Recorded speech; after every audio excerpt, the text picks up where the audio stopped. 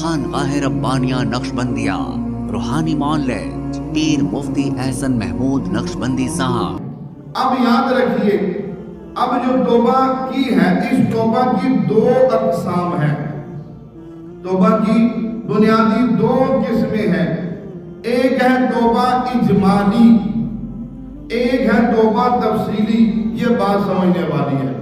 ایک ہے اجمالی توبہ، علماء نے فرمایا اس کا طریقہ کار یہ ہے کہ جب انسان کو اس بات کا احساس ہو گیا کہ میں اللہ پاک کی نافرمانی کر رہا ہوں، میری زندگی نافرمانیوں کے اندر گزر رہی ہے، میری زندگی حضور پاک صلی اللہ تبارک و تعالیٰ علیہ وسلم کے طریقوں کی خلاف ورزی میں گزر رہی ہے، پھر اس شخص کو جب توبہ کا احساس ہو گیا، اپنے گناہوں کا احساس ہو گیا، اس کو چاہیے کہ 2 رکعت نفل صلاۃ التوبہ پڑھے۔ صلاۃ التوبہ پڑھ کر پھر دعا میں اپنی ساری زندگی کے گناہوں کو سامنے رکھ کر اجمالی طور پر رب سے کہے، اے اللہ میں نے تیرے حقوق کی خلاف ورزی کی، نمازیں پڑھنے کا حکم دیا نہیں پڑھی، روزوں کا حکم دیا نہیں رکھا، حج مجھ پہ فرض تھا نہیں کیا، زکوٰۃ مجھ پہ فرض تھی نہیں ادا کی، اے اللہ ہر تیری نافرمانی میں کرتا رہا، حقوق العباد کی بھی نافرمانی کرتا رہا، لوگوں پہ ظلم و ستم کرتا رہا، دھوکہ دیتا رہا، فراڈ کرتا رہا، جو مجھ سے ہو سکا میں نے سب کیا۔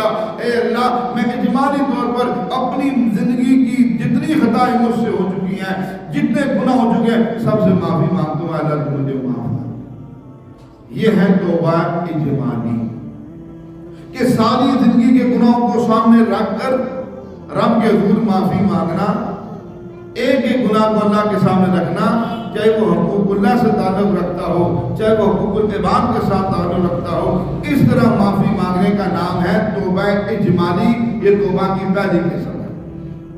دوسری توبہ کی قسم جسے توبہ تفصیلی کہتے ہیں، اس توبہ تفصیلی کی بھی 2 اقسام ہیں، ایک ہے حقوق اللہ، ایک ہے حقوق العباد۔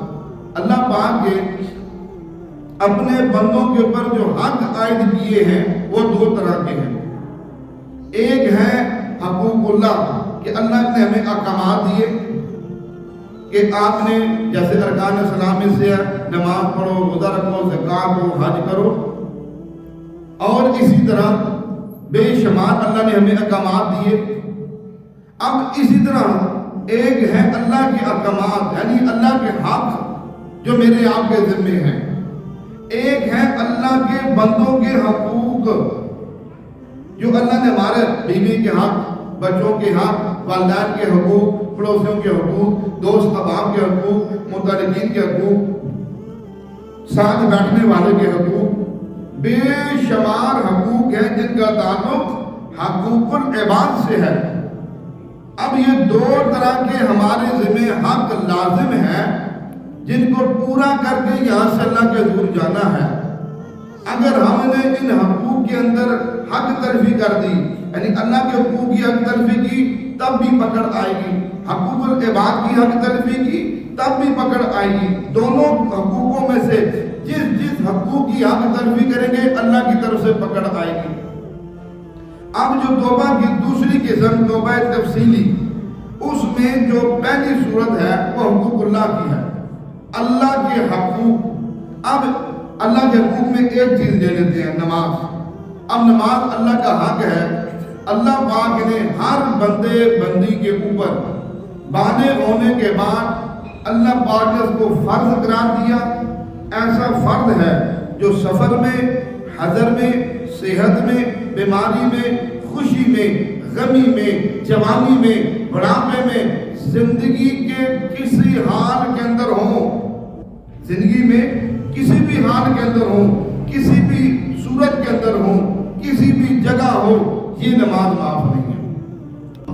ہمارے ہاں جادو، جنات، بندش اور نظر بد کا شافی علاج قرآن و سنت کی روشنی